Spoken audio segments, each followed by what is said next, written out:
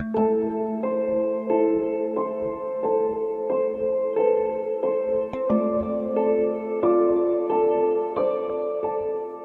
Monsieur Ferrand, merci d'avoir accepté donc l'invitation du millénaire.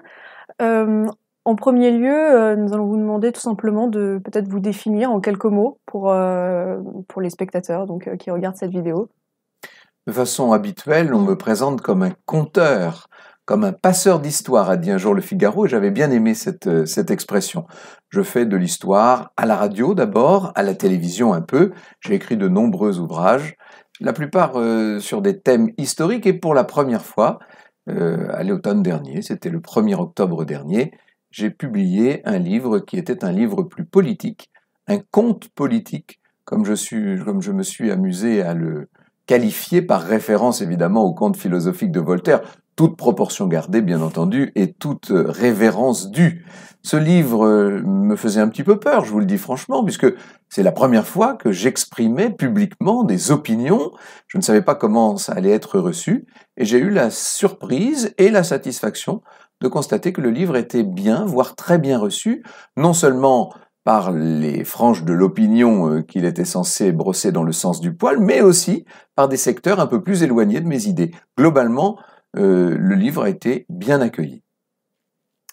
Donc justement, nous allons en premier lieu parler de ce livre. Ça s'appelle L'année de Jeanne. L'année de Jeanne, exactement, que donc vous avez sorti il n'y a pas longtemps. Simplement pour le rappeler aux personnes qui nous regardent, donc c'est un livre qui décrit une France qui va somme toute assez mal, qui ne s'est pas remise donc de l'épisode des Gilets jaunes, de la pandémie du coronavirus, et puis une personne, Jeanne, va venir réveiller tout ça, va venir conseiller le président de la République pour justement aider cette France, aider à redresser cette France. Ça vous rappelle quelque chose? Tout à fait. La Jeanne du XXIe siècle, ma Jeanne Antide, comme je l'ai prénommée, et qui arrive de Nouvelle-Calédonie, est un peu la petite sœur lointaine de celle du XVe siècle, évidemment, et elle va revivre étape par étape, dans le moindre détail, ce que la vraie Jeanne, ce que Jeanne d'Arc avait elle-même vécu. Tout à fait. On retrouve à peu près les mêmes étapes, le même destin. C'est une transposition. Exactement. En premier lieu, vous l'avez donc dit, cette Jeanne vient donc des territoires d'outre-mer, elle ne vient donc pas de France métropolitaine, et donc elle semble avoir un recul sur les événements qui frappent, en tout cas, donc le président de la République et puis les habitants de notre métropole. Et c'est d'autant plus surprenant puisque en fait, elle a une image de l'Union européenne qui est somme toute assez claire, assez lucide, et alors que pour nous, habitants de la métropole, cette image de l'Union européenne est quand même assez floue, assez obscure, alors que elle, qui vient de territoires encore plus éloignés, on a une image beaucoup plus lucide que nous. Est-ce que vous pensez donc que ces territoires d'outre-mer, plus éloignés de la métropole, qui font aussi la singularité de la France, ont un rôle à jouer en France, en Europe, sont une source, un vivier pour notre pays? Jeanne vient de Nouvelle-Calédonie d'abord pour des raisons romanesques.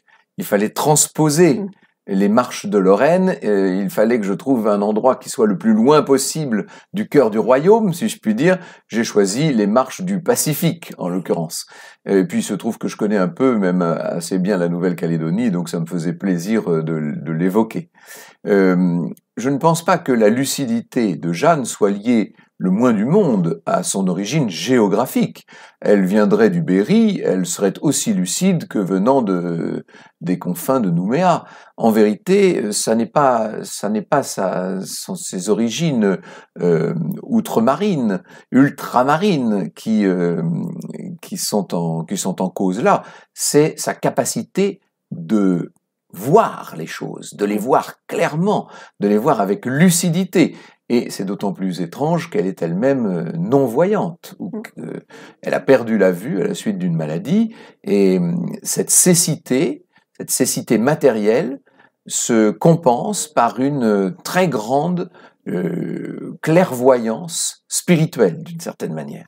Et tout ça n'a rien à voir avec la Nouvelle-Calédonie. Alors, pour répondre précisément à votre question, je pense que pour ce qui est de l'île même de la Nouvelle-Calédonie, elle est, comme vous le savez, dans une situation un peu périlleuse. On parle beaucoup de ces référendums à répétition. Le dernier était encore favorable à la République française, au maintien dans le cadre des institutions françaises, mais vous savez qu'il l'était moins que le précédent, et probablement encore un peu moins que le suivant. On se demande combien on va finir par en faire de ces référendums, et est-ce qu'on avait vraiment besoin de faire 3 référendums sur la Nouvelle-Calédonie? Par ailleurs, lorsque vous parlez avec les experts et les spécialistes de l'économie calédonienne, ils vous expliquent que c'est une économie qui, en grande partie, est la proie des investisseurs chinois. Et ce qui se passe, c'est que peu à peu, en ce moment, la Chine est en train de prendre possession, d'une certaine façon, de la Nouvelle-Calédonie. Et je crains fort que, si l'indépendance finissait par advenir, ce ne soit au profit de la puissance chinoise, et non pas au profit de je ne sais quelle indépendance calédonienne. Pour ce qui est des territoires et des départements d'outre-mer, pour ce qui est de l'outre-mer en général, il est évident que pour la France, c'est une très grande importance, du point de vue d'abord du domaine maritime. Je pense qu'il ne faut jamais oublier que nous sommes la 2e puissance maritime du monde. Certains disent même la première, parce qu'il semblerait que les États-Unis aient une vision très extensive de leurs propres côtes. Nous sommes la première ou la 2e puissance maritime du monde. Nous avons, dans la perspective future d'exploitation de fonds marins, une richesse là qui est tout à fait extraordinaire et qui d'ailleurs conforte notre statut de puissance permanente, de siège permanent au Conseil de sécurité de l'ONU. Et vous savez que ça aussi, c'est une question qui en ce moment est en suspens. Donc, du point de vue de la France, ces territoires d'outre-mer sont très importants aussi pour des raisons culturelles, pour des raisons d'échange, pour des raisons de présence diplomatique dans le monde. Je crois que il est bon d'avoir, entre guillemets, un balcon sur chaque région du monde. Pour ce qui est des habitants eux-mêmes, pour ce qui est des citoyens de tous ces territoires et de tous ces départements, je pense que la démonstration est faite qu'ils perçoivent pas mal de la France, notamment sur un plan financier, bien entendu, du point de vue aussi d'une certaine sécurité sanitaire pour beaucoup des territoires dont nous parlons. Ce sont des territoires en grande difficulté, où le chômage est endémique, où l'immigration est parfois incontrôlée. Regardez la situation, par exemple, de Mayotte, qui est objectivement effrayante, entre autres. On pourrait parler aussi de la Guyane, etc. Donc, c'est un dossier qui est épineux, qui est difficile. C'est un dossier sur lequel, évidemment, l'idéologie actuelle a une forte tendance à se concentrer, puisque c'est un des symboles, des vestiges de l'ancien colonialisme français. Je pense, et tous ceux qui connaissent sérieusement ce dossier admettront avec moi qu'il n'y a plus beaucoup de colonialisme dans les territoires et dans les départements d'outre-mer d'aujourd'hui. Je ne m'attendais pas à parler aussi longtemps des dom-toms, hein, mais puisque... Justement, on va revenir un peu en métropole.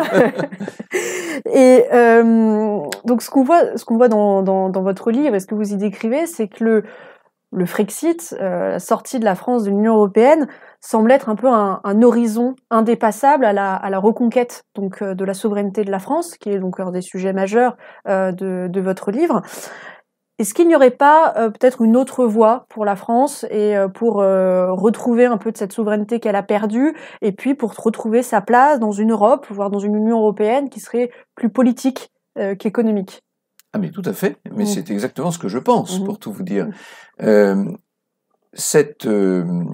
Ce référendum que propose Jeanne Antide et qui aboutit à la sortie de la France des institutions de l'Union, ce référendum, là encore, est l'effet d'une transposition, vous l'aurez bien compris. Il me fallait une ville à libérer, Jeanne d'Arc a libéré Orléans, Jeanne Antide libère Strasbourg, l'Eurométropole de Strasbourg, et il me fallait un Anglois à bouter hors de France, et l'Anglois en question, ici, c'est la Commission de Bruxelles. Bon. Je pense que, et je suis loin d'être le seul à le penser, l'Union telle qu'elle existe aujourd'hui, cette Union à 27, avec ses institutions telles qu'elles sont, avec la primauté omniprésente de l'Allemagne, l'Europe d'aujourd'hui, telle qu'elle existe, hyper technocratique, très peu démocratique, ne répond en rien aux besoins de la France d'aujourd'hui. Et je crois que nos compatriotes en sont très largement convaincus, y compris ceux qui se disent pro-européens. Mais moi, je suis pro-européen, vous savez. Moi, je pense que dans le monde où nous sommes, face à des puissances comme la Chine, les États-Unis ou maintenant les puissances numériques, tout simplement, il me semble que nous avons besoin des solidarités européennes. Il faut que les pays d'Europe fassent corps, il faut monter des projets communs, il faut lancer des initiatives, des dynamiques communes, il faut profiter de la masse commerciale que nous représentons et de la masse financière. Tout ça, j'en suis très conscient. Je vous dis simplement que ça n'est pas l'objet de notre Union européenne telle qu'elle existe, cette espèce d'union du libre-échange technocratique et ultralibérale actuelle. Donc, il faut commencer par liquider cette chose, qui est une usine à gaz mortifère, et une fois que nous serons sortis de cette union, il faut immédiatement et presque simultanément recréer une Europe efficace, à 6, à 8, peut-être à 10, avec des institutions beaucoup plus politiques, comme vous le dites, et avec des objectifs beaucoup plus clairs, et surtout avec le respect des nations, avec le respect des États et de leur souveraineté, car il me semble qu'il n'y a rien qui puisse dépasser cette souveraineté nationale. Pour l'instant, en tout cas, nous n'avons rien trouvé de mieux. Et il me semble que chacun des participants, chacun des États qui doit créer cette nouvelle Europe, doit conserver sa souveraineté. C'est absolument essentiel. Il y va de la démocratie, tout simplement. Bref, ce que je propose, c'est une Europe des nations, renouvelée, dans un contexte beaucoup plus, dans un contexte actuel, évidemment. Ça n'est pas une sortie pure et simple de l'Europe à la manière qu'a choisi le Royaume-Uni, par exemple. Au contraire, il s'agit bien de sortir de cette Europe pour en construire une autre. Ce à quoi je ne crois pas du tout, c'est qu'il soit possible de réformer de l'intérieur les institutions européennes. Je ne pense pas du tout que l'Europe telle qu'elle existe soit réformable. Tous les gens qui vous disent « il faut changer l'Europe, il faut mieux d'Europe » ou que sais-je, ces gens-là n'ont pas la conscience des pesanteurs existantes. Il faut commencer par casser ce qui existe pour ensuite construire autre chose. Et quand je dis ensuite, presque en même temps. Très bien. L'Union européenne, donc justement que vous avez décrite et qui semble donc vider donc les nations donc de leur souveraineté, est certainement liée donc à la crise de la démocratie que nous connaissons actuellement dans à peu près donc en France, mais dans également aussi beaucoup de pays européens. Dans tout l'Occident, oui. Dans tout l'Occident, voilà, dans beaucoup de pays occidentaux. Et un thème que vous évoquez donc beaucoup dans le livre, qui est la volonté politique, montre que justement, avant que Jeanne n'arrive et ne rencontre le président de la République, il semble résigné à l'idée que la politique ne puisse pas résoudre les maux, les maux, excusez-moi, de la population donc française en notre cas. Comment est-ce que, à votre avis, on pourrait sortir donc justement de cette crise de la démocratie ? Cette crise de la démocratie, elle est d'abord le triomphe de la technocratie. Chaque époque a eu sa classe dominante, si je puis dire, et la nôtre, depuis la Seconde Guerre mondiale, ça avait même commencé, pour être tout à fait franc, à la fin de la Première Guerre mondiale, dès 1919-1920, mais sans faire de l'histoire trop pointue, depuis en tout cas la fin de la Seconde Guerre mondiale, la classe dominante dans nos démocraties occidentales, c'est la classe technocratique, c'est-à-dire ce sont les très hauts fonctionnaires et ce sont les gens issus de grandes écoles qui gèrent des administrations ou des agences gouvernementales ou toute cette espèce de gigantesque bureaucratie qui peu à peu a tout dévoré. Bon. En partant de ce constat, il me semble qu'il faut rendre le pouvoir au peuple. C'est pas très compliqué, ça, pour le coup. Et je ne crois pas, j'espère qu'il n'y a pas tellement d'opposants à cette idée. Le peuple doit rester souverain. C'est lui qui s'exprime, c'est lui qui choisit, c'est lui qui décide, et ses représentants, ensuite, sont censés mener une politique qui soit conforme à ses aspirations. Vous voyez bien, je ne vais pas reprendre des exemples qu'on a déjà cités un nombre incalculable de fois, le référendum de 2005 étant le plus célèbre, mais il y en aurait bien d'autres. On va reprendre tous ces exemples pour vous montrer que depuis au moins 15 ans, on a pris le parti de s'asseoir gentiment sur les aspirations du peuple et de confier le pouvoir aux experts, en quelque sorte. C'est le triomphe, l'avènement, relisez Rouvillois, c'est le triomphe du saint-simonisme. On donne le pouvoir à ceux qui sont censés avoir les compétences. Eh bien, je regrette, moi j'estime que le pouvoir, il doit revenir au peuple. Vous l'avez donc souligné bien évidemment à de nombreuses reprises, le nom de Jeanne n'est pas choisi au hasard, et fait bien évidemment référence à notre Jeanne d'Arc. Et justement, comment est-ce que le rôle de l'histoire, le poids de l'histoire, les connaissances historiques par les politiques peuvent avoir en tout cas un rôle dans le renouveau politique auquel chacun aspire. Il me semble que c'est la vieille histoire des racines et des ailes, n'est-ce pas? Je pense qu'on ne peut pas aller bien loin si l'on ne sait pas d'où l'on vient. Bon, c'est un peu un truisme de l'affirmer, mais il y a des évidences qui parfois doivent être soulignées et rappelées. Il me semble que la culture historique de nos classes dirigeantes a tendance, il y a des exceptions, et d'ailleurs des exceptions très notables, mais globalement elle a tendance à diminuer. Et je suis parfois étonné de voir des personnalités qui sont en charge de départements très importants, très stratégiques, et qui ignorent l'histoire de leur propre département. Comment voulez-vous diriger la diplomatie si vous ne connaissez pas l'histoire diplomatique? Comment voulez-vous diriger l'éducation nationale si vous ne connaissez pas l'histoire d'éducation à travers les siècles? Tout ça me paraît absolument essentiel. Non seulement la connaissance, mais la pratique, la familiarité et d'une certaine manière l'immédiateté des références, tout ça me paraît nécessaire chez un bon gouvernant. C'est très important. Et d'ailleurs, si vous prenez les grands hommes d'État ou les femmes d'État hors du commun, sont presque toujours, je ne dirais pas des historiens, mais en tout cas des passionnés d'histoire. Ça n'est pas un hasard. Puisque donc passionné d'histoire et donc de son histoire, c'est aussi être français. On voulait vous demander qu'est-ce qu'être français de nos jours, puisque ce qu'on constate en tout cas dans votre livre, c'est que Jeanne est aveugle, elle vient des territoires d'outre-mer, elle n'a donc jamais vu, jamais vu Paris, jamais vu la culture française, en tout cas dans la métropole, et pourtant elle le dit, son cœur bat pour la France et elle aime ce pays parfois même plus. Enfin, elle semble aimer ce pays encore plus que même des personnes habitant donc sur le sol métropolitain. Vous savez, la France, c'est un creuset, et c'est presque, on pourrait dire, c'est une idée. La France n'est pas un pays tellement territorial, finalement.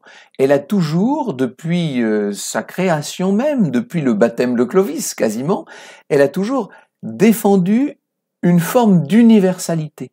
Elle s'est toujours mise au service d'une conception la plus générale possible de l'humanité, telle qu'elle la concevait en fonction des siècles et des moyens dont on disposait bien sûr.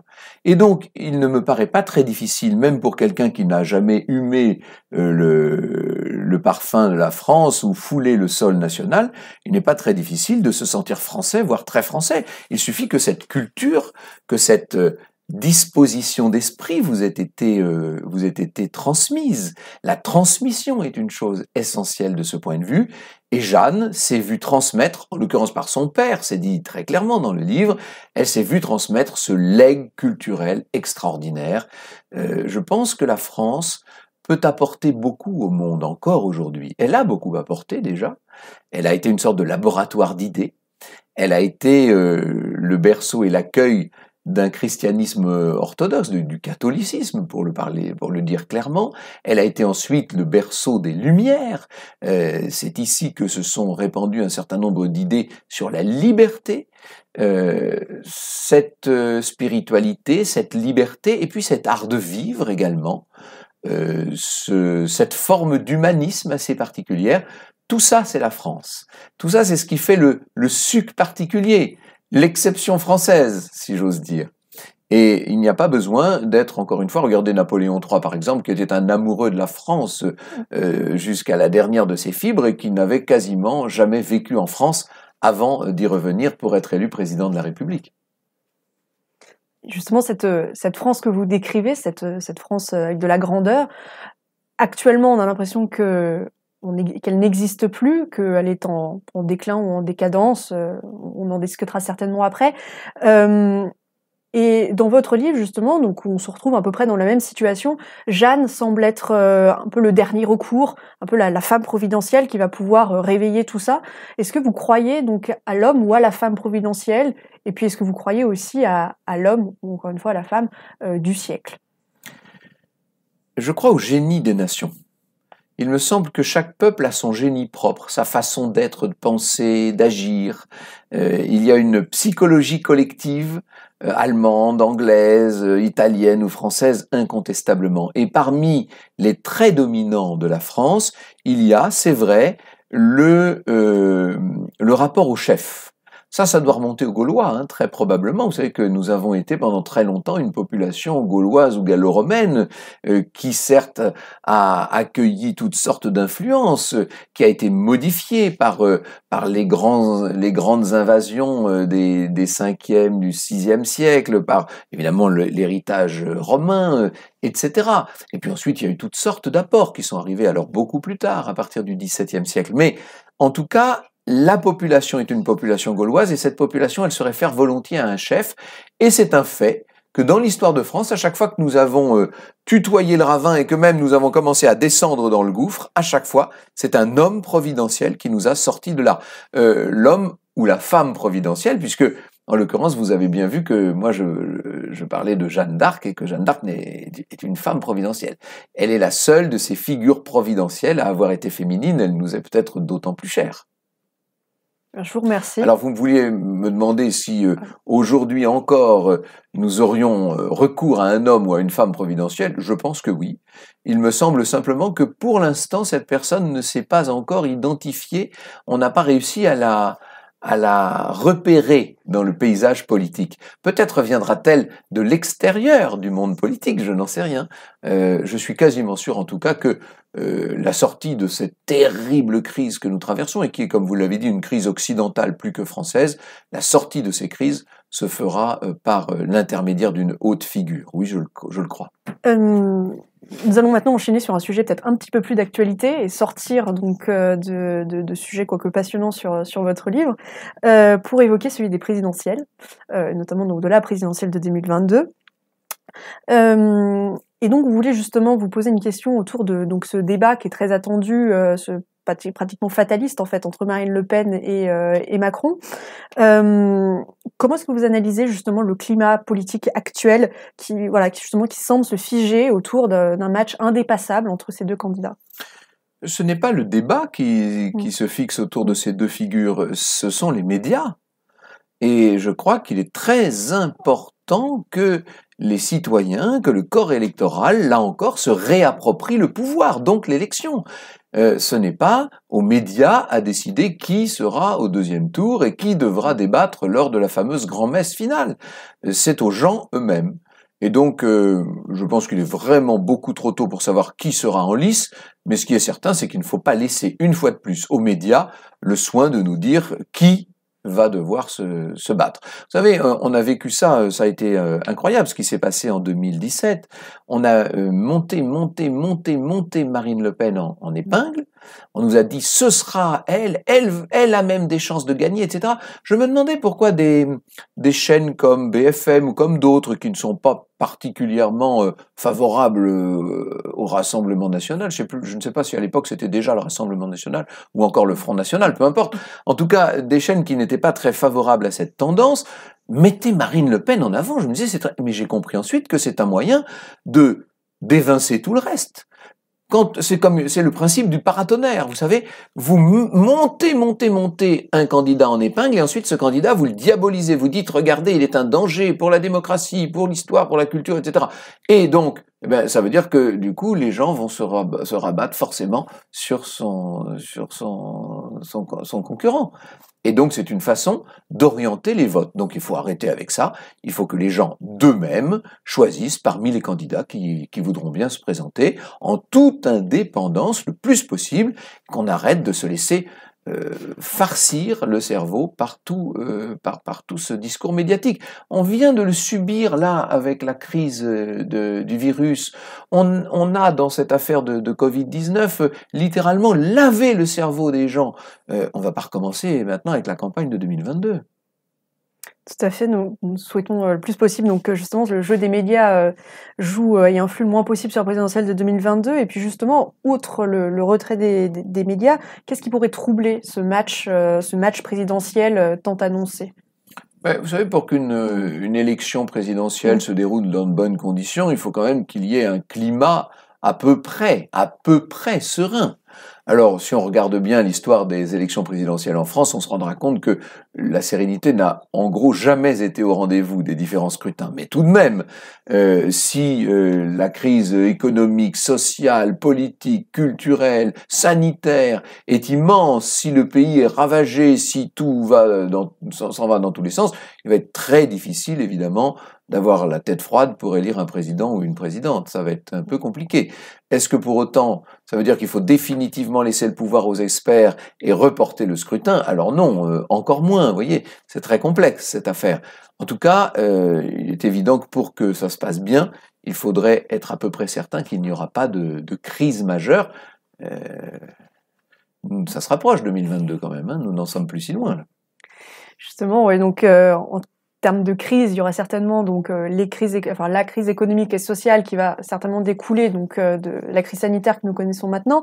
Mais outre donc certainement ce grand sujet qui sera au cœur de l'élection présidentielle, quels seraient donc les grands thèmes, les thèmes principaux qui feraient débat autour de cette élection présidentielle? Peut-être donc la question de la souveraineté, comme vous l'avez très bien expliqué dans votre livre, mais peut-être également d'autres. Les deux grands thèmes, je pense qu'ils sont actuellement très connus. Il y a évidemment toute la crise issue de la crise sanitaire. Je ne parle pas de la crise sanitaire elle-même, mais de toutes les conséquences qu'elle entraîne, et notamment de ce cataclysme économique quand même. Ça va être et toute la question de l'endettement, etc. Et de la répartition de la richesse nationale. Tout ça est au cœur absolument de la campagne. Et puis, le deuxième grand sujet, évidemment, c'est le sujet de la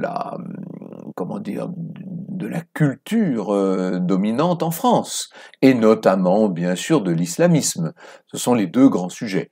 Les gens ont peur du terrorisme, ils ont peur du virus, et les électeurs se passionnent pour la crise induite par le virus et par les tenants et les aboutissants de ce terrorisme, et donc, bien entendu, de toutes les questions liées à la religion et à l'immigration. Quand je dis à la religion, essentiellement à la religion musulmane, bien sûr, et à l'immigration. Ce sont les deux grands sujets. Est-ce que ce sont les seuls? Non, pas du tout.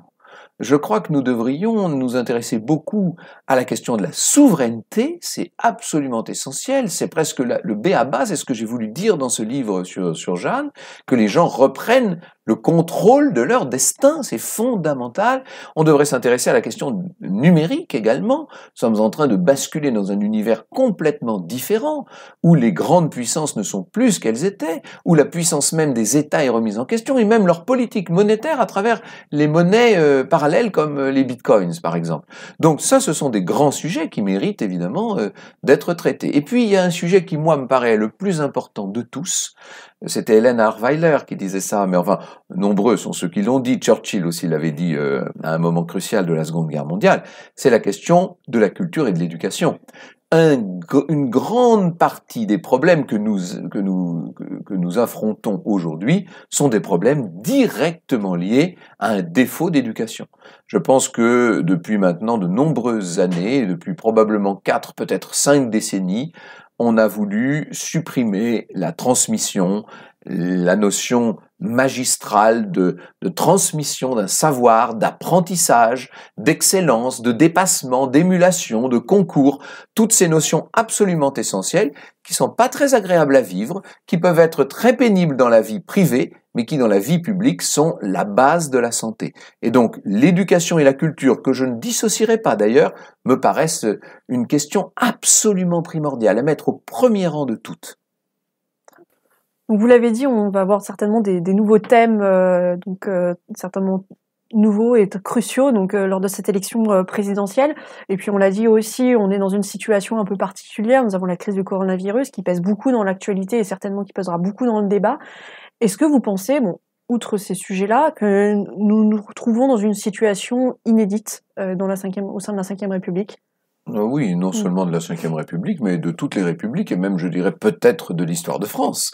Oui, bien sûr, nous sommes dans une situation très inédite. Nous aurions fait cet entretien il y a 25 ans, à l'époque où je me passionnais déjà de politique, en 1995 ou 16. je ne vous aurais pas dit un dixième de ce que je vous dis là aujourd'hui. C'est-à-dire que oui, les choses ont très profondément changé. La situation s'est dégradée dans des proportions qui ne sont même plus exprimables. Nous vivons, c'est le président Giscard d'Estaing qui m'avait dit un jour, j'étais allé prendre le thé chez lui, il m'avait dit, vous savez, il y a une différence notable entre la décadence et le déclin. Le déclin est un phénomène objectif contre lequel on doit pouvoir lutter.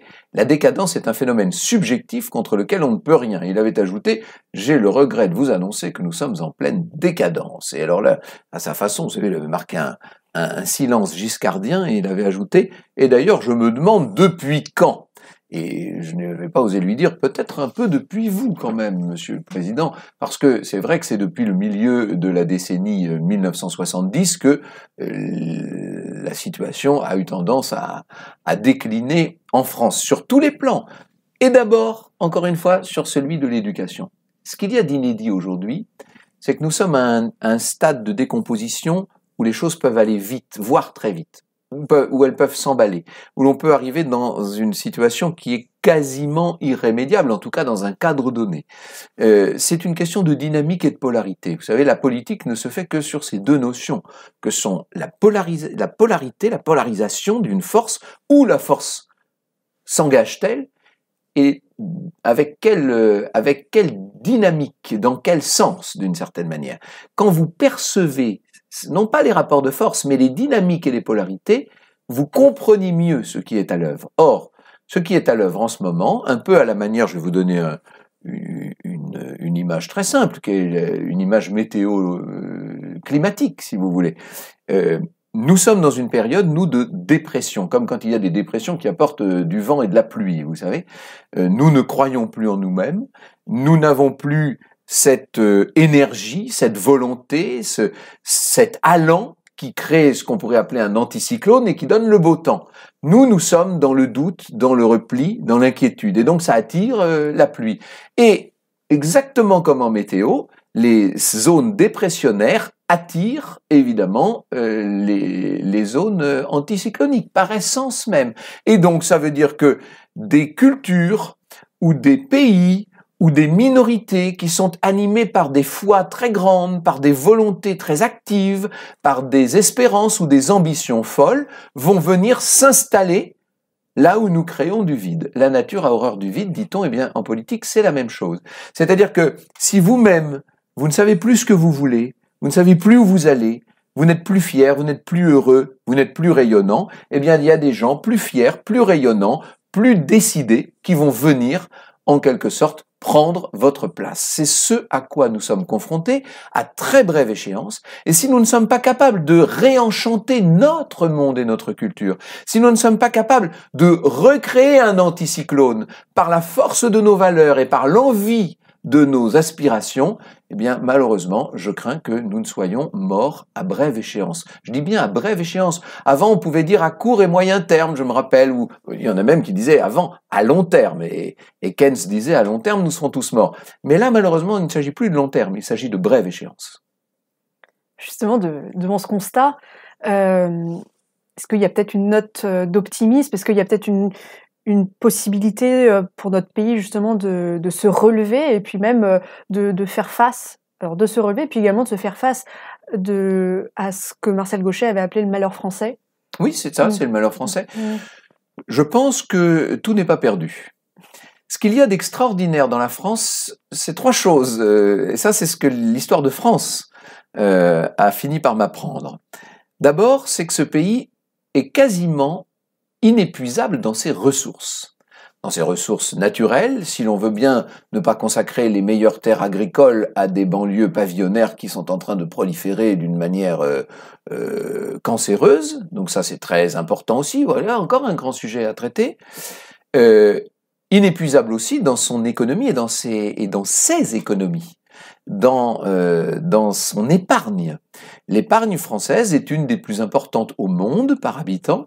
C'est un trait de personnalité très profond qui est sans doute lié au caractère rural d'une grande partie de notre population, en tout cas de ses origines, puisqu'aujourd'hui les gens vivent dans les villes ou dans des nouvelles villes, mais ils sont originaires du terroir.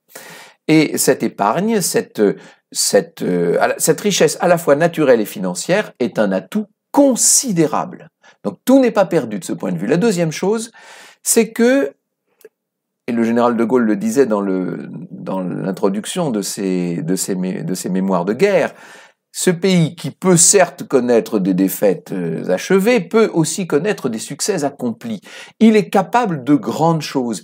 Il suffit de se promener là actuellement dans toutes nos régions. Moi, je passe mes journées à rencontrer des gens qui ont des idées incroyables, qui montent des entreprises magnifiques. Il y a plein de jeunes, des gens qui ont 20, 25, 30 ans, qui ont des idées inouïes, qui sont d'un dynamisme fou. Ces gens-là, ils existent, hein, ils vont pas mourir du jour au lendemain. Donc, on peut s'appuyer sur eux, à condition de desserrer un peu l'étau bureaucratique et technocratique, à condition de pas les coller devant leur ordinateur à remplir à longueur de journée des formulaires pour obtenir des subventions.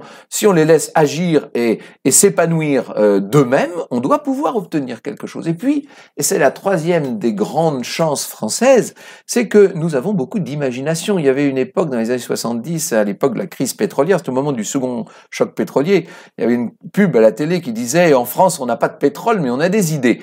Ça a fait rire tout le monde, c'était un peu simpliste, mais c'est vrai que c'est pas entièrement faux en tout cas. C'est-à-dire que je crois que ce pays a une puissance d'imagination, une force d'entraînement assez peu commun. Il l'a prouvé un très grand nombre de fois pendant toute son histoire. Pourquoi ça s'arrêterait du jour au lendemain? Alors, c'est vrai qu'une grande partie de l'histoire de la civilisation occidentale est derrière nous. C'est vrai que cette civilisation est sur le déclin, il faudrait être totalement aveugle pour ne pas le comprendre. C'est vrai que cette civilisation, elle finira par mourir, mais il me semble qu'elle peut encore donner de très beaux fruits, et il me semble, pour prendre la métaphore que j'utilise dans le livre, dans l'année de Jeanne, pour prendre la métaphore du feu d'artifice, que si le feu d'artifice est derrière nous, le bouquet final reste encore à tirer. Et il me semble que la France ne manque pas d'atouts pour que ce soit de France que soit tiré ce bouquet final. Et ça peut durer encore 30 ans, pourquoi pas? Et justement, donc vous décrivez le fait que la France et la civilisation occidentale va peut-être à un moment devoir passer la main, peut-être à l'Asie. Et est-ce que justement cette crise sanitaire ne l'a pas montré? Est-ce que c'est peut-être pas le temps de décréter une victoire asiatique sur l'Occident? Et puis même, quelles leçons pouvons-nous tirer justement de cette crise sanitaire qui est toujours en cours? Je me demande même si on peut pas dire que d'une certaine manière vient de se jouer sans qu'un coup de canon ait été tiré, vient de se jouer une sorte de troisième guerre mondiale. La Chine a été éblouissante dans cette affaire. Elle a tout réussi. D'abord, nos gestes barrières et nos confinements ont fait que comme on n'allait plus au cinéma ni au restaurant, eh bien on a consommé des produits chinois et donc on a créé un excédent commercial extraordinaire en Asie en général et tout spécialement en Chine. La Chine a réussi à créer autour d'elle cette zone Asie-Pacifique dont elle voulait être, elle a réuni presque un tiers du PIB de la planète dans sa zone. Et ça, c'était sa grande ambition depuis longtemps. Eh bien, elle y est arrivée. Je ne parle même pas de la révolution de Hong Kong, qui est la victime collatérale du virus, ni de toutes les poches de résistance au régime chinois qui ont été liquidées dans les brumes du tout sanitaire. Tout ça, montre la victoire incontestable de la Chine dans cette affaire. Alors, je suis pas en train de vous dire que la Chine a créé de toutes pièces un virus qu'elle a volontairement envoyé dans le monde. Ça, personne ne pourrait prouver une chose pareille. En revanche, même si elle n'a fait qu'utiliser une erreur, ou en tout cas si elle n'a fait qu'utiliser le virus, elle l'a utilisé comme le font les joueurs de Go ou les champions de Kung Fu, ou comme pouvait le faire un Sun Tzu, par exemple. Donc, de ce point de vue-là, la Chine a su utiliser les faiblesses de l'adversaire, elle a su regarder l'attitude qu'elle a eue en communiquant énormément sur ce qui se passait à Wuhan pour alerter les chaînes d'infos occidentales et rendre piéger d'une certaine manière les gouvernements électifs d'Occident. Regardez la façon dont elle en a fait beaucoup sur le premier confinement, comme par hasard dans une seule de ses provinces, mais peu importe, ce premier confinement qui a servi de modèle ensuite à l'Occident, qui s'est en quelque sorte piégé là-dedans.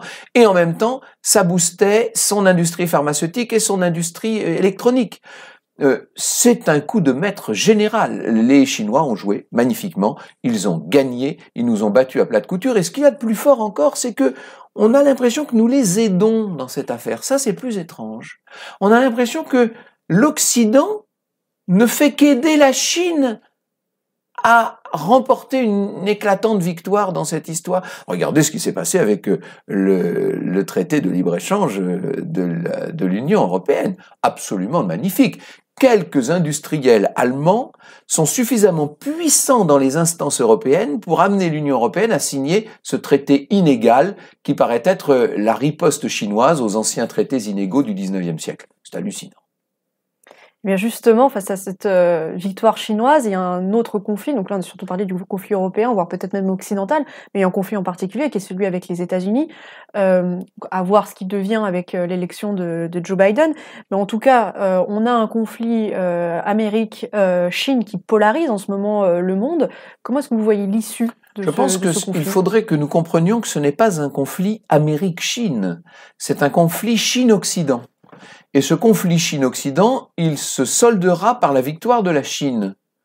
C'est pas moi qui le dis, c'est Napoléon, mais il avait raison. Vous connaissez la phrase la plus célèbre qui soit, hein, quand la Chine s'éveillera, le monde entier tremblera. Eh bien, la Chine s'est éveillée. Pour l'instant, nous sommes trop crispés sur nos tests et nos vaccins pour nous en rendre compte, mais ça y est, les choses sont faites. Alors, au premier rang de ceux qui, en Occident, essaient de contenir l'expansion chinoise, on peut parler des États-Unis, mais il n'y a pas un conflit Chine-États-Unis dont nous serions, nous, les victimes par ricochet. Nous ne sommes pas comment dit-on, les victimes collatérales de ce conflit. Nous sommes partie prenante d'un conflit Chine-Occident dont les États-Unis sont le fer de lance. Voilà la vérité. Puis justement, donc vous le disiez, jusqu'à maintenant, l'Europe, la France en particulier, ne réagit pas beaucoup donc à ce conflit-là. Oui, vous avez le sens de la litote, ça s'appelle. Et justement, quelle devrait être la place de l'Union européenne, de l'Europe, de la France même? Est-ce qu'elle a un avantage à tirer de ce conflit-là? Je crois qu'on peut dire que l'Europe est encore, par sa très grande puissance commerciale et financière, hein, encore une fois plus que par sa puissance industrielle, hein, là évidemment, mais par la richesse qu'elle concentre. Elle est le débouché majeur des produits manufacturés. Imaginez que l'Europe, d'un seul homme, si je puis dire, d'une seule voix, l'Europe décide d'imposer un certain nombre de conditions à la Chine. Mais la Chine serait bien obligée d'y passer. Nous sous-estimons notre force. La seule chose, c'est que chaque jour qui passe diminue cette force. Parce que la Chine, elle, pendant ce temps-là, elle place ses pions, elle investit. Elle s'immisce, elle s'installe, elle prend le contrôle des choses. Et ce qui est vrai aujourd'hui ne le sera peut-être plus demain. Donc il me semble qu'il faut que d'urgence l'Europe utilise sa puissance relative, sachant que si elle ne le fait pas maintenant, il se pourrait qu'il soit trop tard pour le faire demain. D'accord. Mais je vous donne l'idéal, là, ce qu'il faudrait faire, mais malheureusement, j'ai bien conscience qu'il y a extrêmement peu de chances pour que nous y arrivions, parce que chacun joue dans son coin, son petit avantage, on regarde toujours le court terme. Vous savez, c'est ce que disent les Chinois. Eux raisonnent sur des générations, ils raisonnent à l'échelle des siècles. Nous raisonnons en termes de mandats électoraux et même parfois de bulletins d'infos. C'est-à-dire que nous sommes dans le court terme absolu, dans l'immédiateté totale. Nous sommes devenus d'énormes animaux très faibles et très myopes face à la très grande efficacité, je ne sais pas comment pourrais-je dire, quel animal vais-je choisir pour désigner la Chine, c'est toujours très dangereux. On va dire le dragon, comme ça, voilà, personne ne me contredira. Et donc justement, face à ce dragon, parce que maintenant la Chine s'est éveillée, puisqu'il y a des fortes chances qu'on soit sous domination chinoise, est-ce que c'est une nouvelle page historique qui se tourne ou bien est-ce qu'on retourne à une période telle qu'il a pu exister, donc par exemple avant la guerre de l'opium? Moi, je suis un lecteur de Toynbee, vous savez.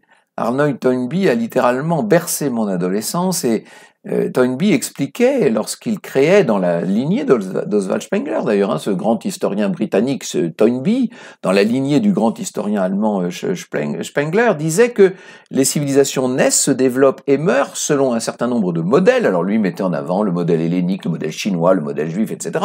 Et il disait que toute civilisation se greffe, se crée sur une religion universelle.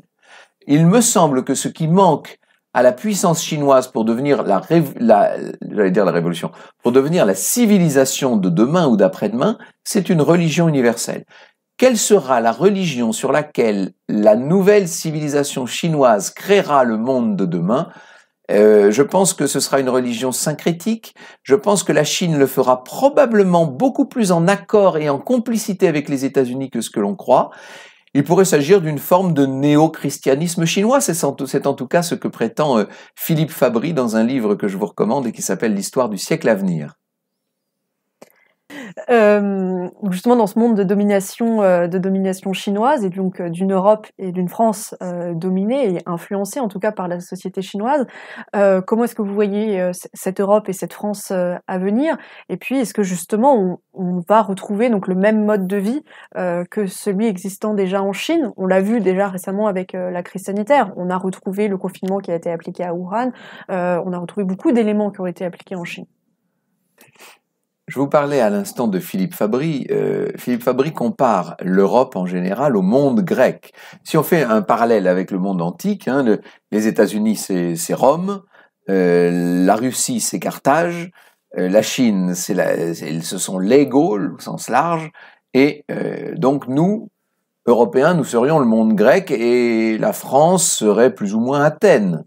Et je ne crois pas qu'Athènes soit jamais revenu sur la splendeur de ses institutions et l'intégrité de sa culture. Il me semble que si nous avons une chose à défendre, nous autres Européens, et en particulier nous autres Français, c'est une certaine qualité d'être et une certaine qualité de vie. Nous ne devons rien céder sur nos valeurs, nos principes, nos façons d'être, sur notre culture, sur notre langue, sur nos spectacles, sur notre poésie. C'est la base absolue et c'est ce qui doit être sauvé à tout prix, même quand l'économie sera morte, même quand la défense sera impuissante, même quand... La culture doit rester. C'est le legs que nous avons à donner au monde et ça, là-dessus, il faut que nous soyons intransigeants. Et quand je vois actuellement un certain nombre de nos responsables, et je ne vais pas décerner des mauvais points, je n'ai aucune légitimité pour le faire, mais quand je vois un certain nombre de nos responsables s'inspirer de certains modèles chinois, notamment en matière de passeport citoyen, n'est-ce pas? Ça me fait vraiment très mal. Et là, je me dis que autant je peux comprendre certains renoncements, autant il en est que je considère comme de véritables trahisons. Nous ne devons pas nous trahir nous-mêmes. Très bien. Et donc, est-ce que vous pensez que, au vu donc de l'année que nous venons de traverser, que 2021 sera donc sous de meilleurs auspices que 2020? 2021 sera bien pire que 2020, à l'évidence, malheureusement. Lorsque je recevais les vœux, vous savez, de la bonne année, en même temps c'est gentil, c'est normal, tout le monde disait « faisons que cette année soit vite oubliée et que nous remenions ». Non, 2020, c'était l'amorce de tout ce qui est en train de se passer. Là maintenant, nous allons payer les conséquences. Nous avons rédigé la facture, maintenant il va falloir la régler. Et c'est toujours plus difficile quand on ouvre le portefeuille. Là, ça va être très difficile. Ça va être très difficile sur un plan économique d'abord, sur un plan social qui est directement lié. Ça va être très difficile sur un plan politique également, car on n'en a pas parlé, mais il y a toute la question de vous savez, de ces minorités agissantes qui sont en train peu à peu d'infiltrer tous les domaines de la pensée et qui rendent la liberté d'expression de plus en plus précaire. Et là aussi, il y a un travail très important à faire. Ça va être une année assez terrible aussi sur un plan tout simplement politique. Je pense que 2021 va être une année difficile, il faut le savoir, mais quand on sait, comme on dit, un homme averti en vaut deux, quand on sait ce qui nous attend, eh bien, on est forcément mieux armé pour y répondre. Sur ces notes d'optimisme, nous sommes prévenus. Nous avons plus qu'à vous remercier pour votre présence et pour vos réponses à ces questions. C'est moi qui vous remercie de votre attention. Merci infiniment.